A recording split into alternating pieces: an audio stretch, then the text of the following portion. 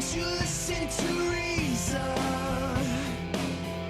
Will you open your eyes? It's a wonder what you'll find with an open mind. You may be surprised. Yeah, gotta get away from this illusion. For the sake of the world, this delusion. It's gotta go.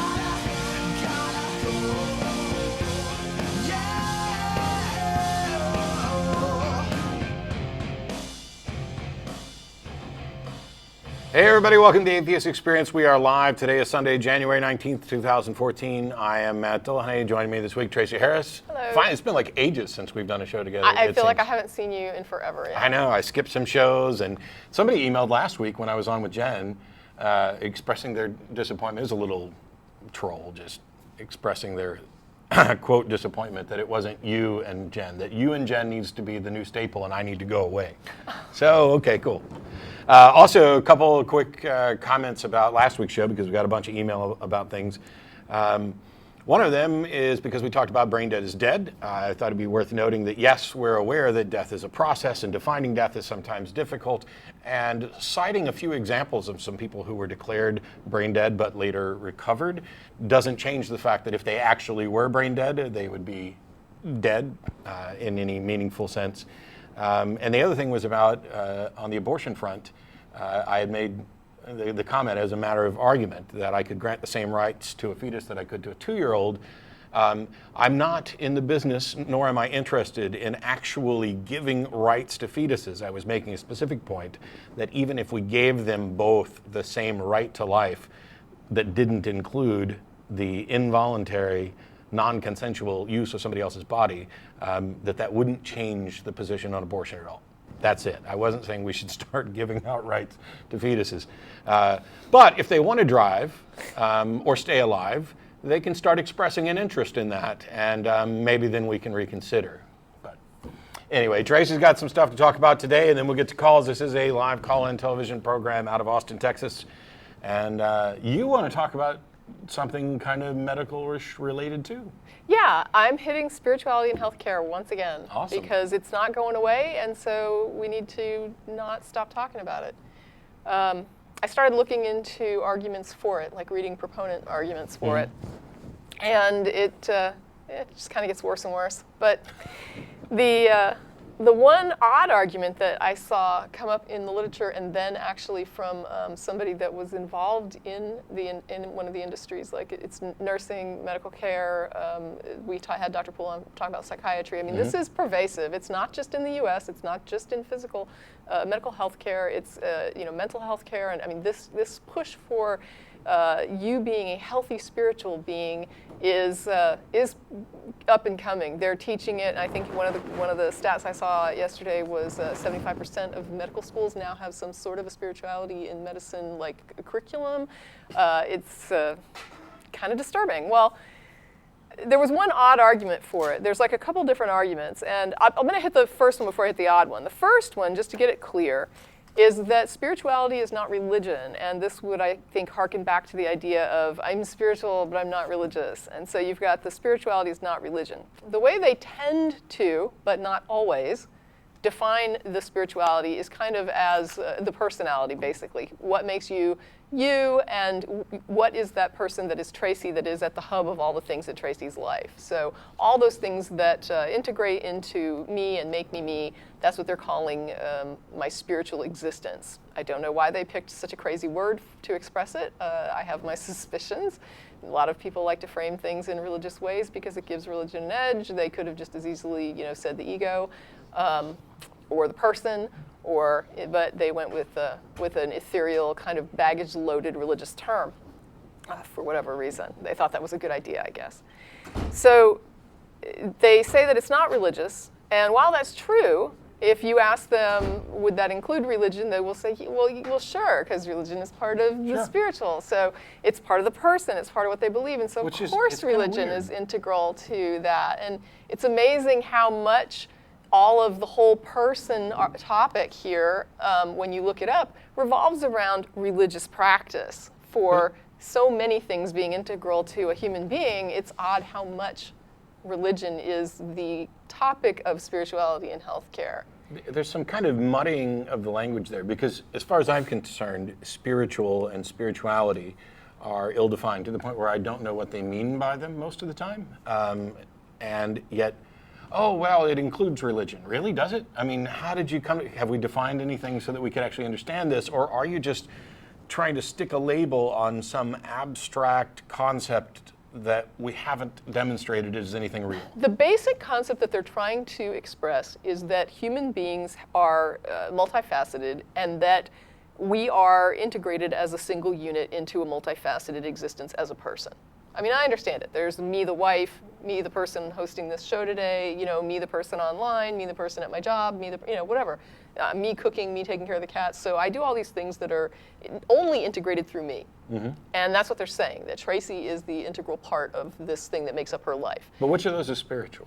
They're saying all of it. Ah. The totality of it. But what I'm saying is when you start looking it up, it's amazing how much religion becomes the focus of the totality of somebody's spiritual existence. And when we talked to Dr. Poole, of course, we were talking about the idea that they wanted to take this spiritual but not religious thing and use prayer in therapy, which is, of course, a religious ritual. And you look at it and you say, well, but that's religious now. That's getting religious. And it's like, well, but that's part of spirituality, right? Because religion is part of the whole. And so, well, it's whatever. It's a foot in the door for religion to be entered into your mental health care therapy, your physical therapy. It is the excuse that's needed to start putting religion into this, all these arenas. And it is moving into all these arenas. Let me tell you, they've got spiritual assessments, they have spiritual diagnoses that are up and coming, that are existent right now. So that is what you're going to hear when they talk about it. They're going to say, oh, no, this is not religion, right? And it's kind of like intelligent design is not creationism, or how, in God we trust is just a traditional thing. It's not, it's not really religion, it's just this deistic thing. And this leads into the next weird argument that I came upon, which was this sort of argument from tradition. Mm-hmm. And what they were saying is that you've got this Hippocratic oath, which harkens back to these ancient times, and because they invoke the gods in that oath, we know that religion was integral to this historic timeline of medical healing arts. And so that means that medicine and religion were together all this time. And why did we ever separate them? Because, gosh, they worked so well together, right? I mean, it's like and they really didn't. I mean, it's like that joke that Russell makes sometimes when he says about you can take an aspirin and say a prayer and your headache will go away, right? And I think we all know that what part of that is medicine and what part of that is religion and not medicine, right? And the idea of a healing art, I think, is probably an ancient idea. The idea of medical science is not an ancient idea. Okay, so that is a more modern concept. So the question is, do I want a shaman or do I want a medical doctor? Do I want somebody who practices medical science or healing art, like somebody that's into leech bleeding and somebody who's into exorcisms to get my demons to go away, and they're going to give me antipsychotic drugs to make the voices stop? No, I really don't want that, right? I don't want it, and I would like to have an option to have a doctor who does not subscribe to this, who is not into the superstition aspect of it, and not trying to use the idea of an integral person to try and have an excuse to use these weird things with me in treatment when they are not founded in medical science. So anyway, it just reminded me, like I was saying, it reminded me of the In God We Trust and the Under God traditional arguments, where they say that deism is the reason for these things. It's this old traditional deistic history of the U.S., and our founding fathers had these traditions, and so we have this stuff in there, but it's just harmless. It doesn't really mean anything. It's not really a religious thing. But then the moment that they come out of the courtroom and it's found that, yeah, this is just a deistic tradition, it has nothing to do with really any religion, we start getting everybody hitting the blogs saying, see, we won the court case, it's a Christian nation, right? I mean, here's the proof. In God we trust. What more do you need? So it's one set of arguments to get it in the door, and then they pop the box open, and that secular wrapping paper comes off, and you've got religion in the box, right? This is how it works. So you wrap it up secularly, you push it into the public arena, and it's just like the homophobic arguments, the anti-choice arguments. It's religion wrapping these things up, selling them to the public, and the public buys into the arguments. They think they're good secular arguments. The arguments don't add up, but you don't see that when you're justifying your emotional responses after the fact. And so they believe that they're following a secular path, when in reality they're just helping religion to ingrain itself further into things that it really shouldn't be involved in. Yeah, my first take on this kind of appeal to tradition that we were talking about is, if you're going to do that, why haven't we gone back to the tradition of Zeus or the gods, the specific gods? And I know that the response is, well, they might have gotten it wrong, but they were tapping into something that was real, something that was spiritual about who we are. But you hear that all the time for all the people who don't, I'm spiritual but not religious. I think all the religious have touched on some truth. Great. Can we identify what that actual truth is? If you're correct, and all of these various religions throughout our entire history have touched on something that is correct, even if they got the specifics wrong, then you would think by now you would be able to identify exactly what it was that they touched on that was real. And if you can't, then you can't do anything with that lack of knowledge about the thing that they were touching on. Yeah, and there really is two different issues. I mean, I don't think that anybody has a problem with the concept of a doctor caring about their patients.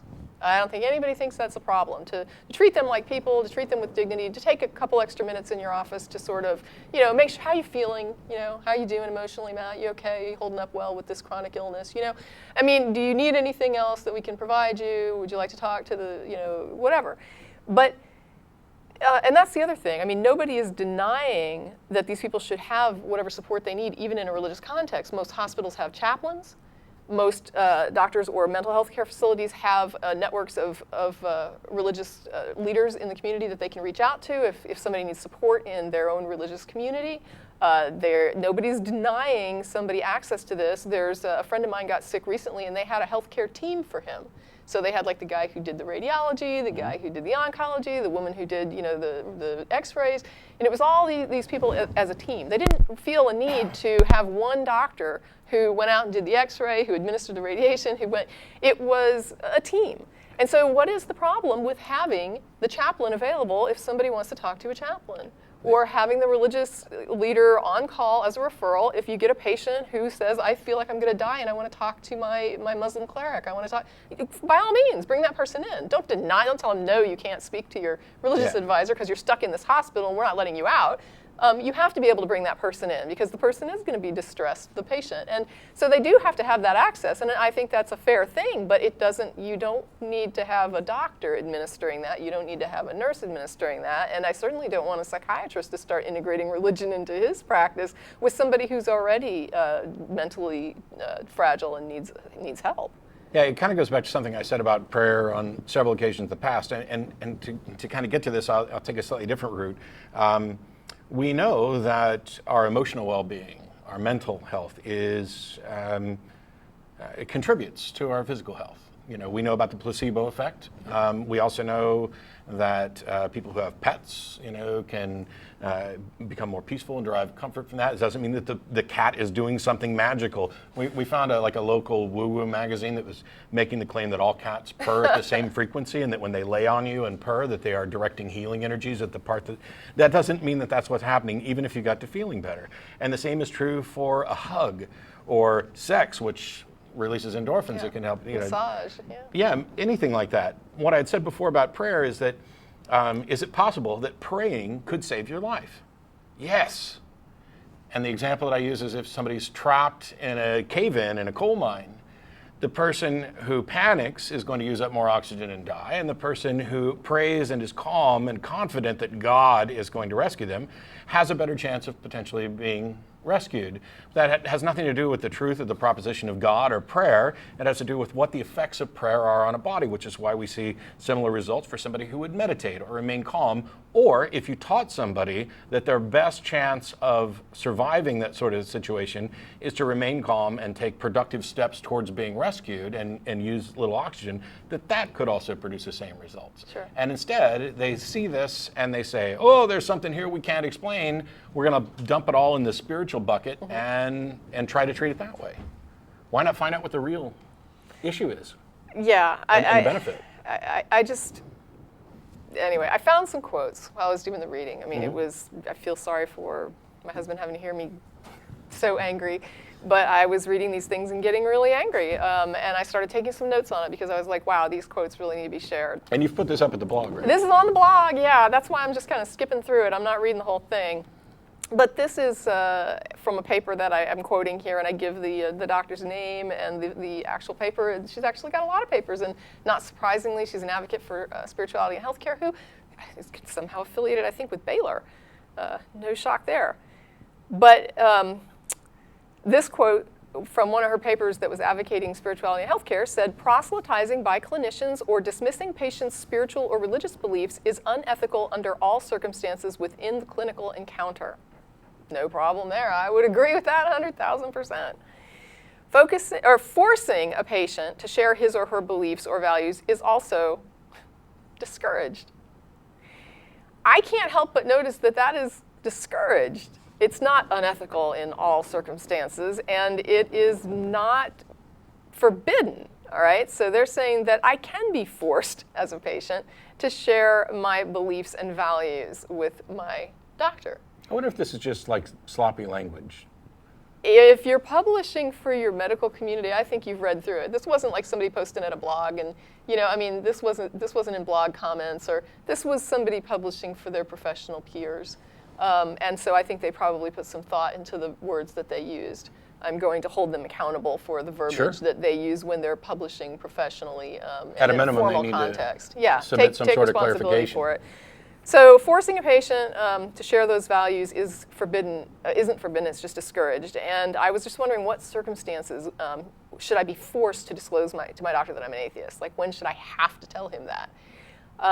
Why isn't it clear that coercing this from me should be forbidden? Not just discouraged. And if my doctor isn't pushing religion as an issue, how is my atheism coming up in talks about my health? Right? I mean, I'm not bringing it up, so why is it important to my doctor, and why does it matter to my doctor? It has no bearing on anything. It's not relevant, and they're saying that must be some circumstance, some wiggle room there where it's okay to try to force me and coerce me to give up this information if I'm not comfortable doing it, and I don't agree. In a JAMA article, and I've got that one at the blog as well, the doctor and the title, and there was one here that said, for many patients, faith in the supernatural, and then the author put in parens, i.e. spirituality, is important, right?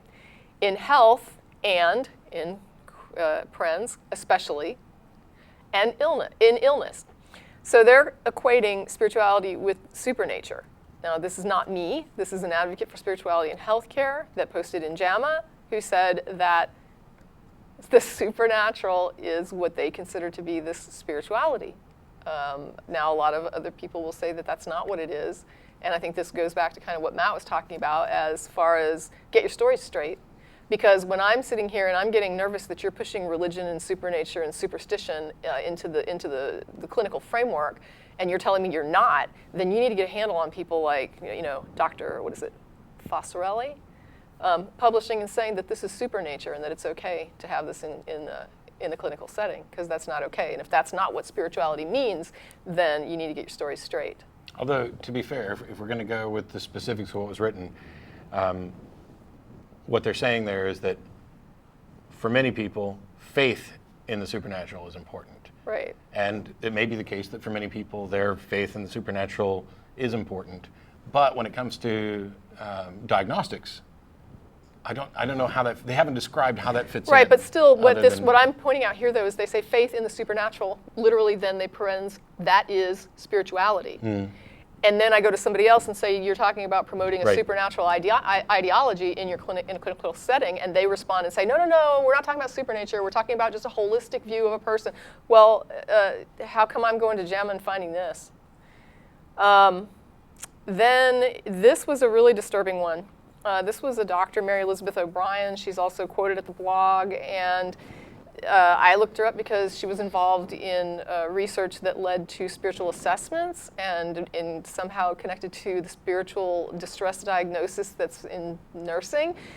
And this quote is from one of this doctor's books that says, it's about a nurse named Patty. And she says, Patty told about caring for an elderly gentleman who had suffered numerous strokes and had not regained full mobility of one arm and leg. He was feeling very sad and depressed over his physical losses. He was grieving the loss of the health and strength that he once possessed. Patty reported that she was not always sure if her patient was understanding her, but one day she took his hand and squeezed it and read him a biblical passage. Blessed are they who mourn, for they shall be comforted. Patty added, I had to repeat this quote several times, but I knew it had struck a chord. Okay, so let that sink in for a minute. We got a patient here that can't communicate with the nurse, and the nurse takes this as her cue to start reading her Bible to him, right? Is that okay? Is that all right for a medical practitioner to do that, or is that forcing a patient who cannot move and cannot talk and cannot express consent to sit there and listen to her religious dogma, right? I mean, listen to her read her Bible. And what I put at the blog was basically, as an atheist, I would find this really annoying and aggravating. But what if I were a Muslim and I have to sit there and listen to somebody reading a Bible to me, right? Yeah. I mean, this could be literally a blasphemy, a heresy, that I'm being forced to listen to somebody's, blasphemous book, some book of lies that's attributed to my God. That I mean.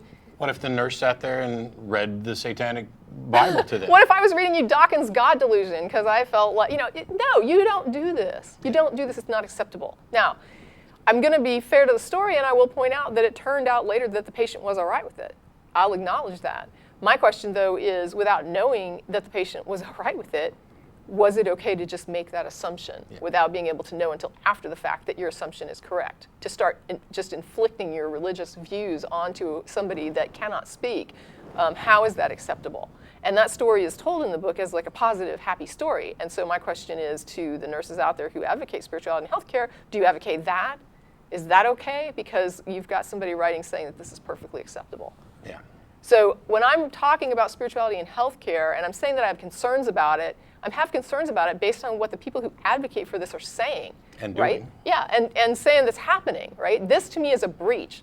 And I had somebody recently on a thread on someone else's page that was talking, and they said something about, well, nobody's violating this or abusing this now, so why would they start just because we incorporate the spirituality in healthcare? And I thought, wow, so things like this you don't consider violations and abuses of your position as a nurse? Like you consider that completely acceptable? Because that's what's happening now. So you either are not aware that there are abuses occurring, or you're looking at a flat-out abuse and not recognizing what a boundary is.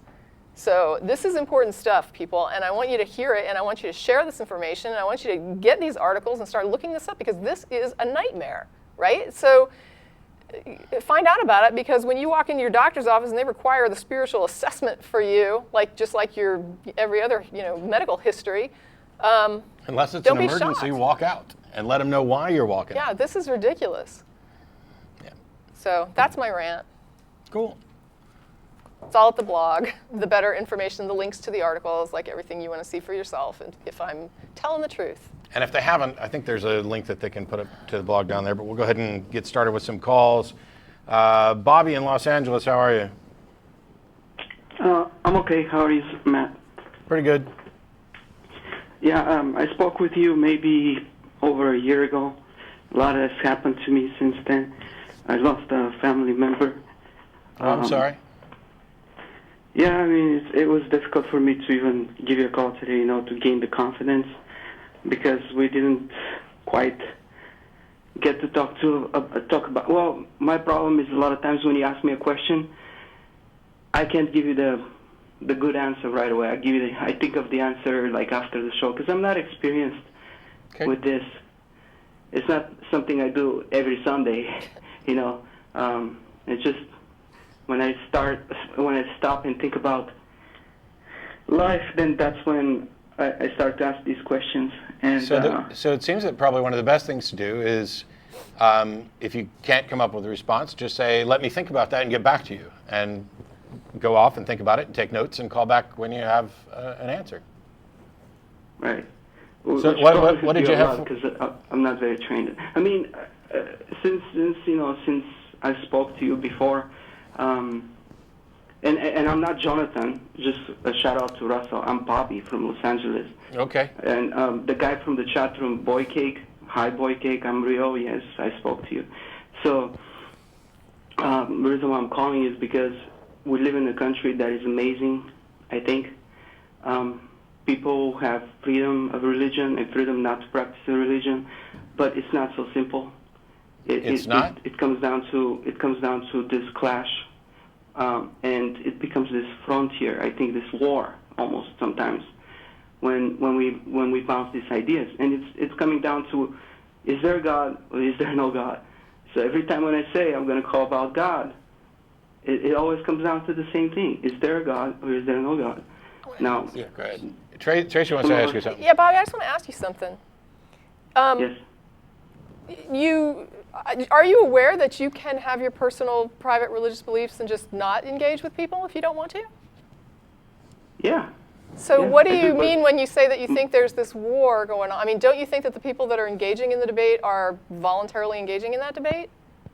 Nobody's Yes, forced I'm to. voluntarily engaging today. Right, but I'm going out of my way to give you a call. okay, and I guess I appreciate it, but I guess what I'm confused about is that you're almost describing it like it's an uncomfortable thing that you don't like to do, and I guess my response is then you don't have to do it. And there was one more thing where you said it comes down to whether a God exists or no God exists, and I think that's wrong. I think it comes down to whether or not the various claims about God are rationally justified or not. I mean, I fully acknowledge that depending on what your definition is and everything else, I can't demonstrate that there is no God. But that doesn't matter because the burden of proof is on those who assert that there is a God. So the question isn't, is there a God or isn't there a God? It's, is the God claim believable or not? Okay, that's a very good question. And if I may respond to that, what type of God claim would you think it's reasonable? I don't know. You'd have to present me with one. I haven't found any of the God claims to be reasonably justified by evidence. I haven't found any of them convincing enough to believe. So you'd have to come up with one. Okay. I personally think that any claim about God is a view of the character of God. I think of it as God is on the top of a mountain. Whatever comes down, a rock or whatever, people are taking that and interpreting it, oh, God is mad or God is evil or whatever, where that might not be the case. You see, I'm just using a metaphor actually to say what I think about different religions. Okay, and my point is, what reason do you have to believe that your view is correct? My reason to believe is again personal, but it for me it seems like most plausible, most explaining of existence. Okay, you say your reason is personal and that you're convinced it's most plausible. That just tells me that you believe. That doesn't Yeah, tell me. I do. That doesn't tell me why you believe. It doesn't tell me whether you think it's reasonable to believe. It doesn't tell me whether you think it's reasonable for somebody else to believe. Okay. What would it take to change? I What can would address it take? each one. What would it take to convince you that you're not correct? Well, I want to first address why do I think my belief is reasonable, and why do I think that everything I said is true. Well, you haven't said anything yet. I don't know if it's... Okay, You haven't said anything yet. So for all I know, you believe that the tree in your backyard is God, and now you're going to tell me why it's reasonable. I mean, we haven't even gotten to the point of No, I'm a saying... panentheist. I'm a panentheist. Panentheism means everything is in God, or God is in everything. It's vice versa. It works for both ways. Sure. It's a view. It's a view I have on life, and it's most reasonable to me because it explains existence How? to me. It explains How? it. well, let's just, for me, it's a mind-independent concept. I think of it as the most probable thing that it will happen, even if How did you humanity determine was that? to- I mean, you just keep saying things, Bobby. You keep saying, I'm a pantheist, and I believe that God is in everything, and that just makes the most sense to me. But that doesn't tell me anything at all about why you believe it or why you think it's reasonable, or what difference it makes. Okay, I believe it because I think it's mind independent. I believe it because I think that if humanity was to cease to exist and a different intelligent species was to evolve, they will come up with a concept of God. Why? Why do you think that? Why do you? Because I think it is mind independent. I know you think it's. Why do you think it's mind independent? Because it comes up in different cultures independently already on Earth.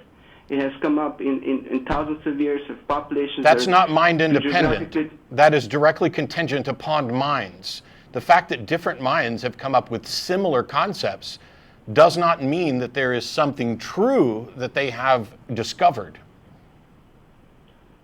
So my question is then, do you believe there will be could be an alien race in the universe that believes there is a reason for existence, an animating force behind existence? Could there be an alien race I that don't might know. agree with you? I guess. I don't know. So How would we find that out? Concept of God, would that make the concept of God a mind-independent concept, despite the characteristics of it? Like, No. No. What would make the why wouldn't it be a mind-independent concept? Because the fact that me and someone in a foreign country both came to similar ideas doesn't change when you say instead of a foreign country, you say some other planet. That doesn't change the situation. That's just a matter of geography. Right.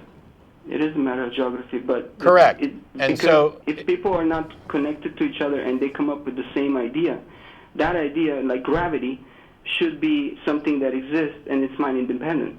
Well, no, there are things in people's brains. I mean, we all have human brains. It shouldn't surprise you when two human brains come up with similar concepts, no matter where they are. I mean, we have similar brains that function in similar ways, that recognize similar patterns, and we also. But that doesn't explain why these concepts arise. Why is there an existence of a concept like gravity, or why is there? Gravity isn't a concept. Gravity is a recognition of a physical event in the universe.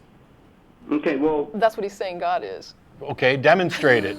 You do realize that, there's actual science for gravity. Do you have science for your God concept? I don't think there could be a science for God concept because. Then why would you ever believe it? Why would you believe it, and how could you okay, look, Bobby, hang on. Bobby, hang on. If you have said that you find this probable, that's an assertion that you've been able to calculate how likely an answer is and determine that this is the best explanation. This is the probable explanation. And if you don't think there can be anything like a scientific demonstration of this concept, then how did you determine how probable it was? I didn't say I don't think there can be a scientific explanation. I think that we probably haven't arrived at that explanation yet. Okay, then why would you believe it? Why would you believe it before we've arrived at the point at which it could be demonstrated? So why would people believe in the Higgs boson and look for it with the Hadron Collider in Europe if they didn't think it was there? Oh, now wait a minute. There's a difference between. First of all, I'm not going to get into like the physics of it because I can't. But there's a difference between a hypothesis and a conclusion. All right. Now, if you say I have this idea that there might be this God, that's one thing. But if you're saying you believe it's true, that requires a demonstration. You don't accept it as true until it's demonstrated. The evidence that supports your hypothesis is not the evidence that demonstrates it's true. Okay, so somebody, hang on, Bobby, hang on. For clarity, just to address your Higgs boson thing, anybody who actually believed in the existence of the Higgs boson before it was demonstrated did not believe so for rational reasons. It doesn't matter that ultimately they were proved to be true any more than if you believe the butler did it. You do not have a rational justification for that belief until there's an actual demonstration, and then you're justified. Because up until that point, You could be wrong, and you haven't demonstrated why your answer is likely to be correct. But when you start going down this idea of, well, people believed that what they believed in was the possibility of the Higgs boson. This was the direction that the physics seemed to be pointing. Not everybody accepted it, and it took a demonstration before it was reasonable to believe it. And instead, you want to claim that you're just convinced this is reasonable, and that someday we might, I didn't put words in your mouth. No, look, I can agree with you to disagree that I'm not certain, okay? I don't know. It doesn't matter. It's not about certainty. You said this was the most probable explanation, and you believe that it's actually true. And when we asked why, you have given us nothing. Yeah, how have you compared this to reality? Because that's what true means, right? If I say that it's true that I'm holding glass, I don't know if you can see the screen, but I have nothing in my hands. If I said that it's true that I'm holding sunglasses in my hands, that would not be true because it doesn't correspond to reality, right? You can compare the reality to my claim and see that I'm telling a falsehood. Now, if I'm not even looking at you, so I have to take your statement right, and I understand that, but I just wanted you to know what the audience was going to be seeing. So, what my point though would be, if you can't compare the claim to reality, you can't assess it for truth value. Like, how would you do that? And moreover, you don't have. Moreover, Bobby, you don't have to take. You don't have to take her claim on faith. You can reserve judgment until you can actually investigate it, which means you can log onto the internet and watch this episode after it's posted and see whether or not she had sunglasses in her hand. And if you can't do that, then you may not have a good reason to believe her. Right. I could be lying to you. So it's like, well, go ahead. Let me just address this issue with the glass in the hand and faith. I think that faith it could be the best, most prized commodity that we have. It would certainly save a lot of time, and it would speak more about the person who is making the claim. If they're failing or violating the faith that we have, then that's on them. It's not on me to be taking their claim on face value. If she says I'm holding a glass in my hand and she's not, and I take her word for it, it speaks about her as not being honest. Or no, it doesn't. It doesn't do that on its own. Not to examine her claim. Yes, it does. It demonstrates that you are willing to accept things without sufficient evidence. If you believe something and you are later demonstrated to be wrong, then by definition, you were not rationally justified in believing it. If you believe something, and you later turn out to be correct, you may or may not have been rationally justified. Okay, let me then bring in something else. If we just throw away the concept of God, okay, because we haven't proven it to be correct, right? We have a hypothesis that God is behind existence, and we throw away the hypothesis. Why? Then later on we come up many years later, or maybe never come up with the science or the science that incorporates objectivity with subjectivity. You're not. And we actually can prove that God exists. Why would you throw out the hypothesis? Right, that's if what we I'm throw wondering. that hypothesis, Why would you throw it out? Why wouldn't you never come test up it? with the science because Bobby, it didn't give us it's a question. Why would you ever throw out the hypothesis? I don't want to throw it away. You guys are making it seem like I should throw it away. No. But recognize it's just a hypothesis. I mean, the point to forming a hypothesis is then to say, now how do I compare this to reality to see if it's true or not? And that's when you believe it after you compare it to reality and saw that it's true. Isn't that what we're working on? Isn't that what we're working on? Trying to bring in the subjectivity with objectivity in science to be able to prove that to you guys once and for all? Isn't well, I don't know if you're working on it or not. But I mean, if somebody is, that's fine with me. I think that if you have a concept about how you think the universe works or the world works or something in life works, and you can't compare it to reality, the question is then, how do you think of a way to compare it to reality so that you then can know that it's true? When you can know that it's true, then you believe it. Yeah, if you're working on if you're working on a way to demonstrate your hypothesis, great. Once you're actually able to do it, that is the point at which it is reasonable to accept that the hypothesis is true or likely true.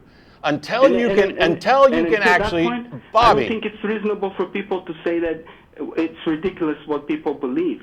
If you accept it as true before it's demonstrated as true, and you understand that you haven't tested it, you haven't confirmed it corresponds to reality, but you're saying that it does, that is not reasonable. As I said about 10 minutes ago, I can't demonstrate that there is no God, and my position is not that the possibility of a God is necessarily ridiculous. That's all contingent upon which God we're talking about. But what is ridiculous is to accept the claim before you have evidence to support it.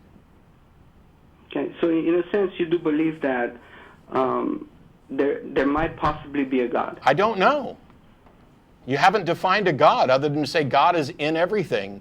I don't even know what that means or why that would be useful or why it deserves to be called a God, because the God label has some baggage that comes with it that implies generally some kind of intelligent agent, and pantheism doesn't necessarily require that. So to me, pantheism and panentheism are useless propositions that are basically relabeling mysteries and things we don't understand with the God label and offering absolutely no justification for why we should use that label. It's just deductive reasoning. No, it's not deductive reasoning. Bobby, do you even know what deductive reasoning is? What were your premises that you used to deduce that there is a God and this God is in everything? Cosmological argument. The cosmological argument was your premise to deduce that there is a God and it's in everything. There's three premises. The first No, I asked what your premise was, and you replied with the cosmological argument. Yeah, because we're talking too fast, and I just give you the shortcut answer. The first premise of the cosmological argument is... I'm aware of the cosmological argument, and actually... Okay, so there's three premises that lead deductively to conclude that there is a being responsible for existence. No, they don't. No, they don't. No, they don't. No, they don't. No, they fucking don't. The cosmological argument tells you nothing about a being. Even if the cosmological argument were valid and sound, it does not lead to a being. It does not lead to a thinking agent. All it leads to, if it were valid and sound, is that there must be some external cause to the universe. That's it. Doesn't tell you anything about what that cause is. Well, okay, that was... And it certainly doesn't lead to the idea that God is in everything, which is what you believe. So let's assume for a second that the cosmological argument is both valid and sound and has led us to the conclusion that there must have been some cause for the universe. What is your deductive argument to get from that to I believe God is in everything? Because it doesn't exist. It's just looking at all of the arguments. That's not a deductive process. You're looking around and picking what you feel seems most reasonable. You've got no demonstration of anything. Okay, is that it? Yep. Thanks. I feel better. But I don't like people ridiculing theists just because they have a hypothesis. And just because they're not there... Don't call a hypothesis a conclusion, and we might be more sympathetic. We're not ridiculing people for having hypotheses, Bobby. We're ridiculing people for claiming that their hypothesis is a conclusion and it's reasonable, and especially if they say that it's that it is reached by deductive reasoning when they don't have the first clue what that means. Anyway, David in Chicago, how are you? Hi, I'm doing well. How are you? Pretty good. I'm going to try to keep this short because I know you're running out of time. But first, I have a God claim. But first, I wanted to address the knowledge prospect of belief and knowledge that you've talked about in the past, because I think that might be easier to do first. Sure. You said in the past that knowledge is a subset of belief. Correct. I think that belief is a subset of knowledge. You are incorrect. Okay. The reason why I say that is because you can't make a belief statement about an idea without having heard about it first. So you have to have some knowledge. David, no. You are confusing aware of a concept with knowledge.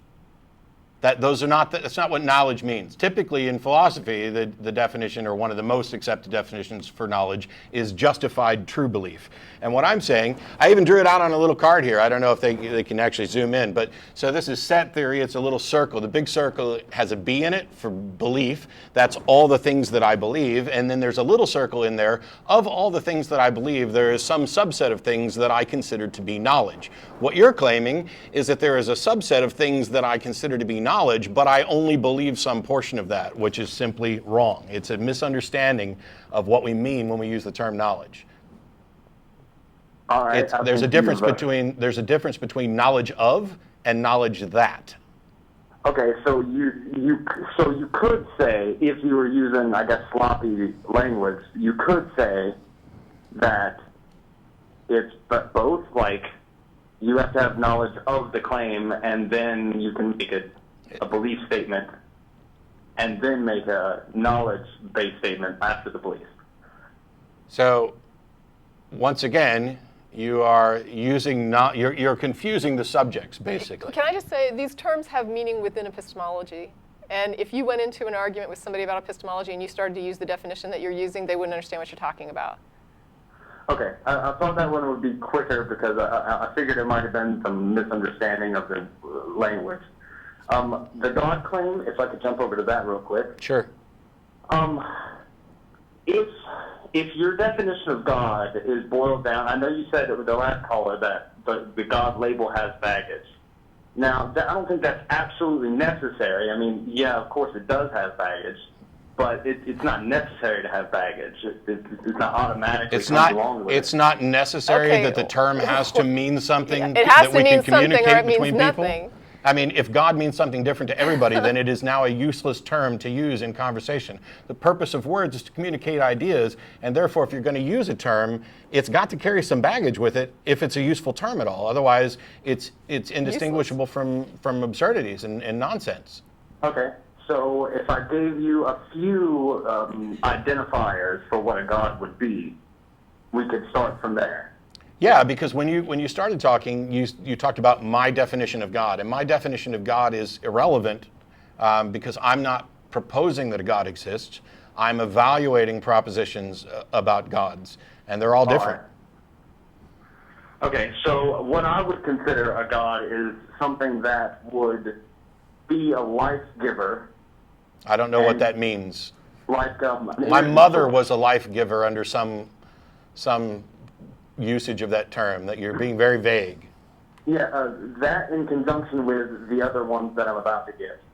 Like a life giver, in a sense, along with a matter creator, an element creator, and along with like a matter destroyer, for lack of a better term.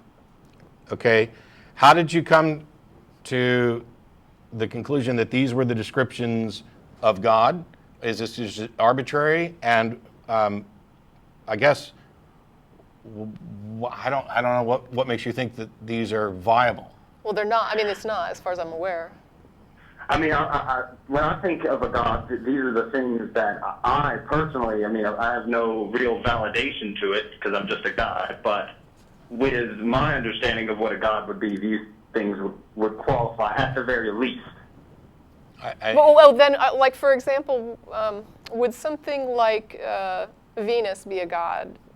I would say something more like the sun. So you would reject a goddess that it was worshipped by, for centuries, by a huge civilization and say that that wasn't a god? I'm sorry, I didn't hear you. Venus. Was she not a god? I would say no, because it doesn't create matter. But how? Or elements. So even though lots of people worshipped her, there were temples built to her, they believed she was supernatural and divine, and they prayed to her, and they believed she intervened in their lives, and that they would have considered her a goddess, and there's a crap ton of gods that fit descriptions very similar to that, but you're saying that you just reject that as a god?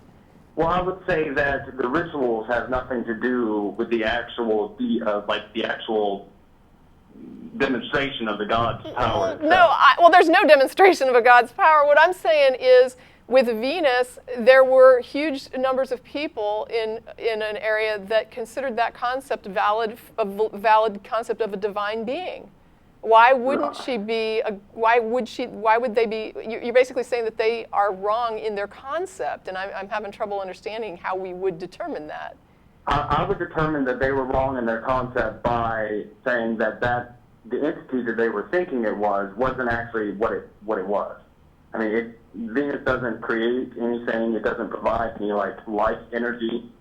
It doesn't necessarily destroy. And that's not very. Okay, All right, so you've got your own esoteric definition of a god, which excludes some things that other people would consider gods. And why did you determine that these 4 characteristics are actually the characteristics by which we should narrow the definition of God? And then, what demonstration do you have that there is a God that fits those characteristics? Well, I don't think he's saying that there is one, right? Are you? Yeah, I would say that there is one. I would say that the sun is a god. Really? The sun doesn't destroy matter. Yeah. I'm sorry? The sun doesn't destroy matter. No. It will eventually. No, it won't. Am I wrong? There are physicists here. Is it creating and destroying matter, or is it just changing Has forms somehow the sun exempted itself from... As far as I'm aware, energy is conserved. Energy is conserved is the answer we're getting, so that it's not created or destroyed. In that case, with the sun, it's conservation of matter kicks in. But in any case... Or energy, I guess, conservation of energy. In any case, you've pointed to the sun, that it's a life giver, a matter creator, a matter destroyer, an element creator. Okay, cool, I believe the sun exists. Why on earth should I consider it a god? You've basically removed all of the baggage and said that the sun now qualifies as a god. I definitely believe that the sun exists. I'm not convinced that I should consider it a god. You have simply redefined God in such a way that it excludes all of the traditional elements of a thinking agent. And it doesn't actually even include the sun. Yeah, well, no, I mean, with regard to the actual science, it doesn't include the sun, but let's assume that it did. Okay. I would argue the fact that what is the traditional claims about a god have to do. I mean, even say you just if you're saying that you start off with the premise of not knowing, like I asked you at the beginning of the call, do you believe, what type of God would you believe in? And you said no, you have to listen to the claim first. Yeah, you do. So if you started with a blank slate of not knowing what a God could be. It's not a blank slate. He said that there is some baggage that goes with it. He didn't say he starts with nothing. He said that the word does convey some traditional meaning that he understands, even though he doesn't accept. See, and I think, David, I have this terrible fear that, and I apologize, that you are getting ready to waste a colossal amount of our time by saying that you can define a God that we believe in and therefore we're not atheists. I wouldn't say it would be a waste of time. It would be. It would be a monumental waste of time because all you're doing, David, all you're doing is playing with words. Yeah, it's and we have acknowledged over the 15 plus years that this show's been on, we've probably said 1,000,000 times that if you define this bottle of water or this coffee cup or these glasses or whatever other item we've actually picked up and showed, if you define that to be a God, then we would not be an atheist. We would actually believe that that God exists. What I care about are what people believe and why, and what would change their mind. And when we talk about gods, I'm pretty sure that your definition of God doesn't match what almost any religion in the history of the universe has proposed as the limits of God. Now, I know that there are people who worshiped the sun and revered the sun, but not for the reasons you listed. Well, I think that it would fall under those broad characteristics, but I want to clarify that I'm not trying to play a game with you. I'm not trying to trick you into being a theist. You can't. What I'm trying to demonstrate is that there could be something that we could consider a God. It doesn't necessarily have to have the baggage of a universe creator or a deity. Pantheists already do this. Why didn't you just say, how do you respond to pantheism? Which we just did on the last call. And by the way, the most you can demonstrate is that not that there could be something that would be considered a God that we would accept. It's that you could come up with a definition of a God that we would accept, which is why I said this is a big waste of time. Yeah. I don't care what label you put on something. If you want to redefine God in such a way that I'm no longer an atheist with regard to this specific God, so what? Well, the point that you made about the trees and the cups and stuff to me seems silly because. And it those seems don't- silly when you define it in such a way that the sun fits in. Stars are God. Well, the sun fits into. I mean, Into what you defined as a God. The sun had nothing to do with the creation of the universe, did it? I wouldn't say no. No, I wouldn't say that. You wouldn't say that the sun, which was formed billions of years after the universe, you think that had something to do with creating the universe? No, I've said no. I would not say Oh, that. Okay. So don't you think that the idea of a creator God is pretty typical of God concepts? I would agree with that. It's very typical. Sure. And so when we're talking about where people's belief in a God has some, well, I'm trying to see the time, has some impact on others, the sun doesn't tell us anything at all. It doesn't have a list of commandments of things that we should believe or should accept or should do. I don't think that anybody, well, these are the things that I care about. I don't care if some schizophrenic thinks that they're the Pope. What I care about is what the Pope is actually doing.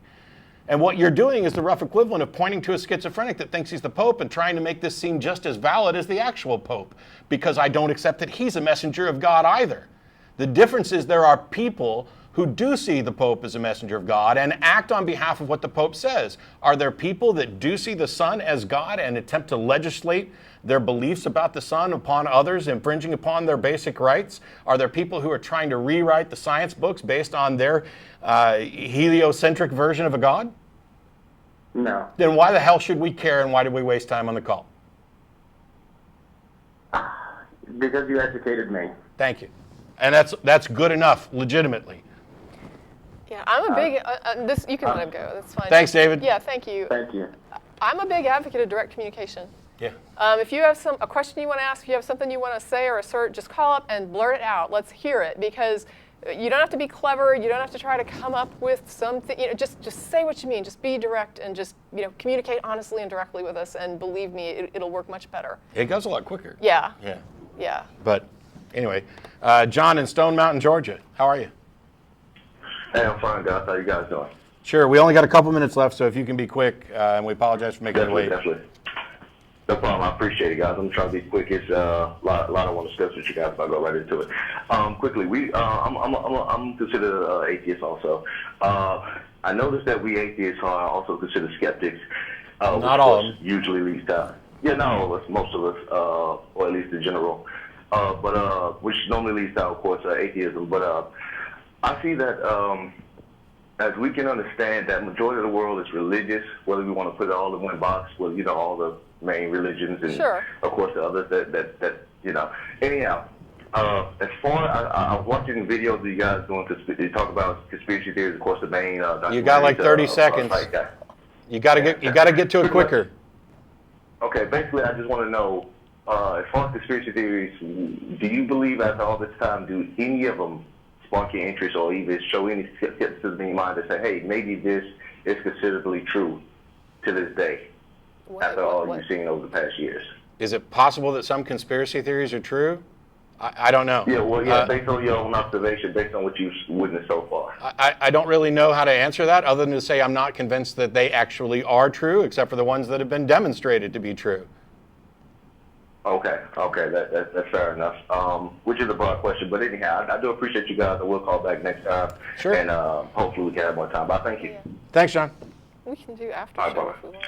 Yeah, we've got to go, and there's the crew list, and thanks so much everybody tuning in. And when it comes to this, what conspiracy theories are viable? I don't know. The only ones that I'm willing to accept are the ones that have actually been demonstrated by evidence. those It's the aren't same as conspiracy for theories God. anymore. My skepticism applies to absolutely everything, and in that sense, I'm reserving belief until it's been warranted.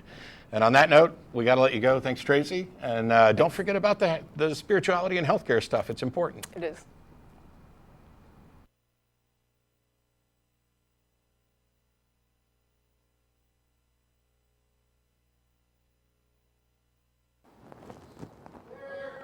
Hey, Scott, you still there? Yes, I am. Hey, The answer thanks to for your holding. question is bodily rights. Hey, do you have a few minutes to clarify? Actually, there's a whole debate that I did online on YouTube that you can watch where I debated the subject. Sure. But the nuts and bolts of it are this. Consent to sex is not consent to being pregnant. Consent to being pregnant is not consent to remaining pregnant. And nobody has the right to force somebody to remain pregnant. And whether you consider it immoral is secondary to whether or not you think we should legally force people to remain pregnant. Legally forcing people to remain pregnant when they don't want to be is a violation of their bodily rights and autonomy, which preferences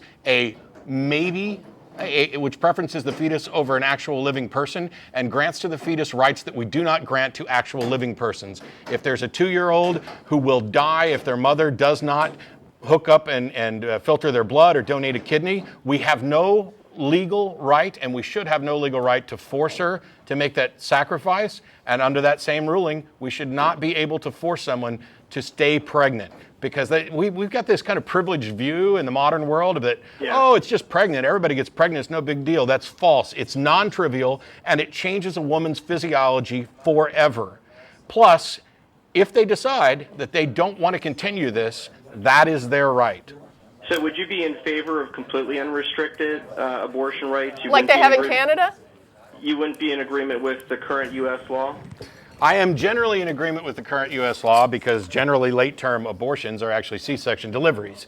And when we're talking about like 98% of all abortions take place in the first 12 weeks or something like that. So what the anti-abortion, the anti-choice advocates do is they try to bring up these extreme examples for emotional reasons and try to portray them as representative when they're not. And the overwhelming number of abortions that actually do occur late term are almost always life of the mother issues. Yeah, and you can look at Canadian law if you want to see more about like more unrestricted access to abortion and see how that goes, like how they deal with it. Okay. Just quickly, one of the things that just to give a little background very, very briefly, I'm an atheist, I'm pro-choice. I was actually raised Catholic, probably realized I was an atheist around 12. Probably took me another 15 years to completely shake the Catholic guilt and reevaluate my position. One of the things that I tend to do if I'm having this discussion with someone who is pro-life, I'm not willing to concede their position that life equals a sentient being. My position is even if I grant you that biological life begins at conception, that doesn't mean that that life in any way is sentient or it has rights above the mother. Well, I'll tell you something that Mark said to me before the show about this, which I'll kind of twist in a new direction. How do we know that fetus wants to actually be born? What right do you have to force that fetus to become a human being and actually exit the womb and live and suffer and die? What right do you have to do that? I mean, you can go almost any route you want with this, and it doesn't ultimately matter because what your position is on the morality of it, which I would argue that, there's nothing immoral about it, is secondary to what you think we should be able to force people to do. And there is basically the anti-choice groups are trying to give special rights to fetuses and make women prisoners to their biology and basically assert that if they become pregnant, they lose all bodily rights over their uterus and their body for the period of that pregnancy, which is the most ridiculous thing I've ever heard. And really, it's just because they had sex. Yeah. Yeah, and I actually agree with your position, but I think there were 2 points you made on the call with John from Chicago that I did take issue with. The one was the comment regarding aborting a pregnancy is not the same as terminating a fetus, and I felt like that was more of just a kind of a twist on semantics. Well, it's not just a twist on semantics. What we're talking about here is the termination of a pregnancy. If later on it becomes possible to terminate a pregnancy without killing the fetus, I think you'll see those things change. And we need to continue to portray it that way because when a woman wants to terminate her pregnancy, her goal, her mindset is not, oh, I want to kill this life inside of me. That's not her motivation.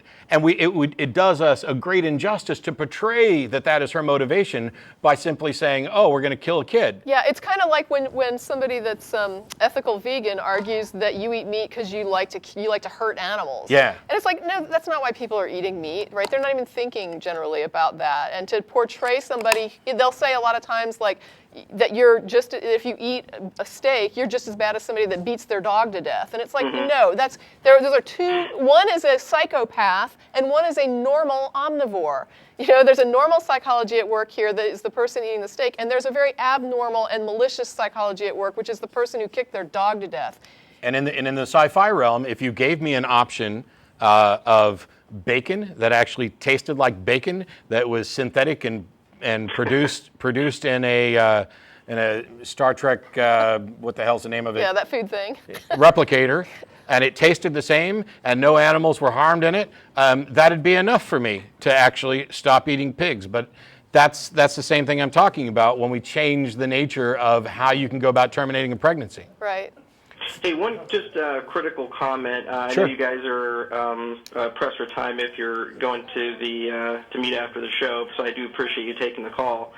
One thing I would say, just as one point of criticism, I think that most of the callers, there are a number of callers that call into your show that really can't articulate the position.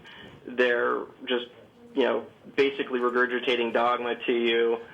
They haven't really thought the position through, and that you guys have every right to take the gloves off, mock them, do whatever you need to get your point across.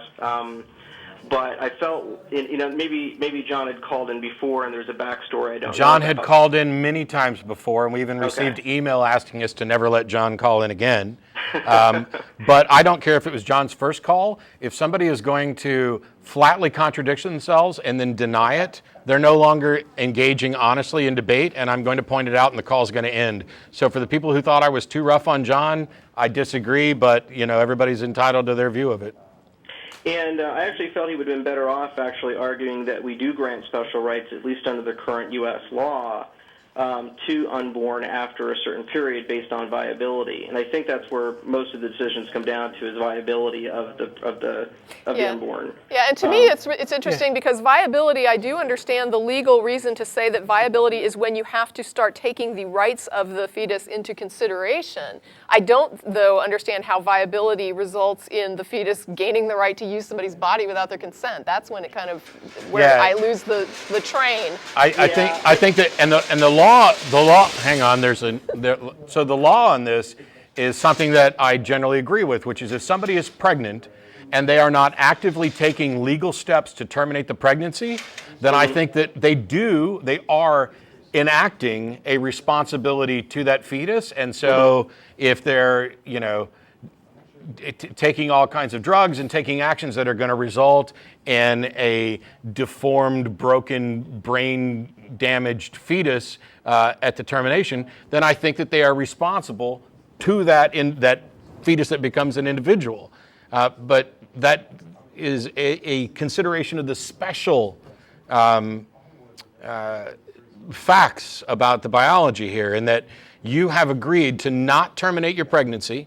So while consent to pregnancy is not consent to remaining pregnant, if you are pregnant and you don't take steps, you're pregnant, and you don't take steps to terminate it, and instead you take steps that necessarily result in undue harm to the fetus that you're going to then pop out, then I think you've committed a criminal act. Okay, well, I really appreciate you. Thank you for taking the call after the show, and Sure. I definitely really appreciate your feedback on that and clarifying those points. Sure, thanks. All right, look forward to future shows. Thank you. Thank you.